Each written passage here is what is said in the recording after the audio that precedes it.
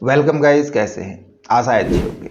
साथियों, सी लैंग्वेज में आज हम प्रोग्राम करना सीखेंगे कि यदि हमारे पास कोई एक स्ट्रिंग दी गई है, उस स्ट्रिंग में हमने काउंट करना है कि उसमें टोटल वॉवल्स कितने हैं या उसमें कॉन्सोनेंट कितने हैं। इसके लिए हम प्रोग्राम किस प्रकार करेंगे, ये प्रैक्टिकल सीखते हैं इस वीडियो में, तो इसमें अंत तक बने रहिएगा। नमस्कार साथियों, मेरा नाम है मनोज कुमार और आप देख रहे हैं कंप्यूटर ज्ञान गुरु चैनल। तो चलिए सीख लेते हैं। तो देखिए, इसके लिए भी कोड करना बिल्कुल आसान है। बस आपने थोड़ा सा समझना है इसमें कि हमने करना क्या है। हमने इसमें वॉवल को काउंट करना है और कॉन्सोनेंट को काउंट करना है। अभी मान लीजिए मैं कोई भी एक स्ट्रिंग लिखता हूं कि yes comma I am agree और फुल स्टॉप। अब यहाँ पे देखिए कितने वॉवल है इसके अंदर और कितने कांस्टेंट हैं। अब जैसे हम यहाँ पे गिनना शुरू करेंगे, एक एक इंडेक्स पे जाएंगे, तो हमारे पास ये कोमा जो लग रहा है वो भी इंडेक्स नंबर पे, स्पेस है वो भी इंडेक्स नंबर पे। हमने तो सिर्फ जितने करैक्टर हैं उन करैक्टर्स को गिनना है, ना कि कोमा को या स्पेस को। तो उसके लिए थोड़ा सा आपने समझना है। सबसे पहले तो हमने प्रोग्राम लिखना स्टार्ट किया, एक मेन फंक्शन लिया इंटीजर के नाम का और एक हमने एरे बनाया कैर ए नाम का, जिसका साइज मैंने 50 का दे दिया। सिंपल सा इतना आपको पता है। यहाँ पे हमने एक इंट टाइप के 3 वेरिएबल लिए, एक आई लिया, एक वोल को मैंने 0 सेट करा दिया और कॉन्स्ट पे भी मैंने 0 सेट करा दिया, क्योंकि हमने कांस्टेंट काउंट करने हैं और हमने वॉवल्स काउंट करने हैं। तो दोनों फिलहाल 0 0 मैंने सेट करा दिए। प्रिंटफ के अंदर कोई भी हम यूजर से एक स्ट्रिंग इनपुट लेंगे, एंटर ए स्ट्रिंग, और उसको हमने रीड करा लिया गेट्स के जरिए। इतना क्लियर था। आई को भी हमने सेट करा दिया 0 के ऊपर। तो कोई भी एक स्ट्रिंग ले लेते हैं, जैसे कि हमने इनपुट करा दिया मनोज कुमार। अब इसमें हमने काउंट करना है, तो उसके लिए लूप चलाया। लूप हमारा कहाँ तक चलेगा? जहाँ तक नल वैल्यू इसको मिलेगी। तो यहाँ पे लिखा हमने a of i not equal to null. तो आई हमारा 0 पे है, 0 नॉट इक्वल टू नल।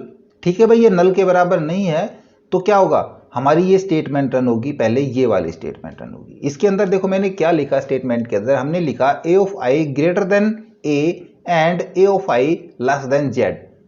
ये स्मॉल लिया, यानी कि ए से स्मॉल जेड के बीच के हमारे पर करेक्टर है। या a of i greater than capital A and a of i less than equal capital Z. इसका मतलब यदि हमारा ए ऑफ आई स्मॉल ए से स्मॉल जेड के बीच है, या फिर ये जो डिवाइडर का साइन आता है डबल डिवाइडर, ये और का साइन होता है, तो ए ऑफ आई की वैल्यू ए स्मॉल ए और स्मॉल जेड के बीच हो, या फिर कैपिटल ए और कैपिटल जेड के बीच हो। यदि इनके बीच है तो ही हमारा ये इस स्टेटमेंट के अंदर घुसेगा। यदि वहां पे फुल स्टॉप है, कोमा है या स्पेस है, तो इस स्टेटमेंट के अंदर नहीं जाएगा। ठीक है ना? तो ये जैसे ये वैल्यू मिलेंगी यहाँ पे, ये स्टेटमेंट में घुस जाएगा। तो ए ऑफ आई पे फिलहाल 0 इंडेक्स पे इसको m मिल रहा है। m हमारा कहाँ पे एग्जिस्ट करता है? हमारा m कैपिटल ए और कैपिटल जेड के बीच एग्जिस्ट करता है। तो क्या करेगा? ये इस स्टेटमेंट के अंदर चला जाएगा। अब इसकी जगह आप ये स्टेटमेंट भी लिख सकते हैं। इस स्टेटमेंट में आप देख रहे हो ये सेम ए और स्मॉल जेड की जगह मैंने डाला है greater than equal 65 and a of i less than equal 90। इसका मतलब क्या है? ये एक्सआई कोड है। एक्सआई कोड के अंदर 65 से और 90 तक के जो कैरेक्टर होते हैं एक्सआई कोड के अंदर, वो होते हैं कैपिटल ए से कैपिटल जेड तक के, और 97 से 122 के बीच जितने भी कैरेक्टर आते हैं जो इस कोड के अंदर हैं, वो होते हैं स्मॉल ए से स्मॉल जेड के। तो ये एक्सआई कोड होते हैं। ये हम पहले भी सीख चुके हैं और आगे भी हम एक्सआई कोड फंक्शन के अंदर सीखेंगे। तो आप ये वाली स्टेटमेंट इस प्रकार से लिख सकते हैं, या फिर करैक्टर भी यहाँ पे आप डाल सकते हैं। तो जैसे ही स्टेटमेंट के अंदर आया, तो ये क्या चेक करेगा? इफ यदि ए ऑफ आई इक्वल इक्वल ए, या a of I equal equal ई, या a of I equal equal आई, यानी कि कहाँ तक चेक करेगा? 5 वावल होती हैं, और वो 5 वावल स्मॉल करैक्टर भी हो सकते हैं और कैपिटल करैक्टर भी हो सकते हैं। तो हमने यहाँ पे और का साइन डाल के सारे वावल यहाँ पे डाल दिए कि इनमें से कोई भी क्या वहाँ पे कोई वावल है। यदि वो वावल है तो हमारा क्या होगा? हमारा ये वावल एक इंक्रीज हो जाएगा। तो यहाँ पे अभी वावल नहीं है, यहाँ पे m लिखा हुआ है, तो क्या होगा? ये यहाँ पे वावल इंक्रीज नहीं होगा, सीधा एल्स की स्टेटमेंट पे जाएगा और एक कॉन्स्ट हमारा इंक्रीज हो जाएगा। तो कॉन्स्ट 1 हो गया। फिर से आगे जाएगा, आई की वैल्यू 1 इंक्रीज होगी, वापस अपने लूप के ऊपर जाएगा, तो यहाँ पे आई की वैल्यू 1 हो गई। 1 नॉट इक्वल टू नल, बिल्कुल। तो यहाँ पे फिर से स्टेटमेंट चेक होगी। दूसरा भी हमारा एक करैक्टर है, फिर से स्टेटमेंट में घुसेगा। क्या दूसरा करैक्टर हमारा इनमें से कोई है? एक वावल है, तो बिल्कुल दूसरा एक वावल है, तो क्या होगा? हमारा ये वावल 1 इंक्रीज हो जाएगा। फिर से i 1 इंक्रीज होगा और अपने लूप के ऊपर जाएगा तो यहाँ पे चेक करेगा i की वैल्यू 2 हो गई, क्या 2 हमारा not equal to null value, बिल्कुल।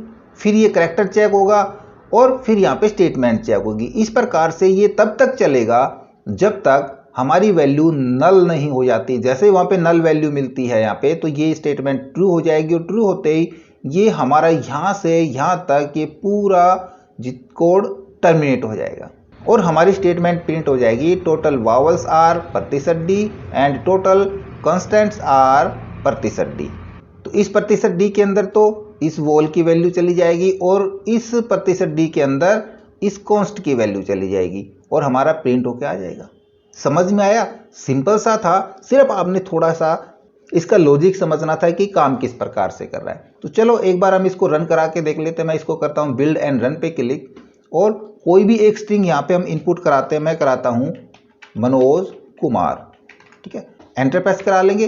देखो यहाँ पे क्या कर रहा है, यहाँ पे कह रहा है टोटल वावल्स आर 4, 4 ही वावल्स हैं।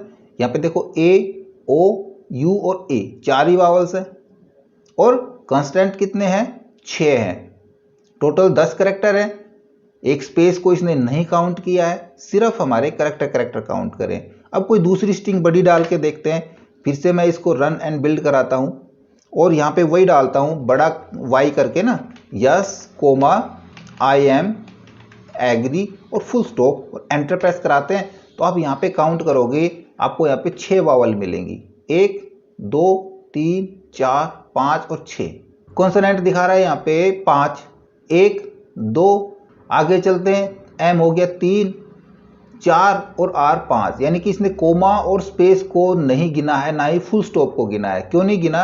क्योंकि हमने यहाँ पे ये स्टेटमेंट डाली थी, ये वाली स्टेटमेंट, जिसके अकॉर्डिंग इसने सिर्फ यहाँ पे करेक्टर को ही लिया है। यहाँ पे करेक्टर मिलता है तो ही ये काउंट करेगा। क्लियर?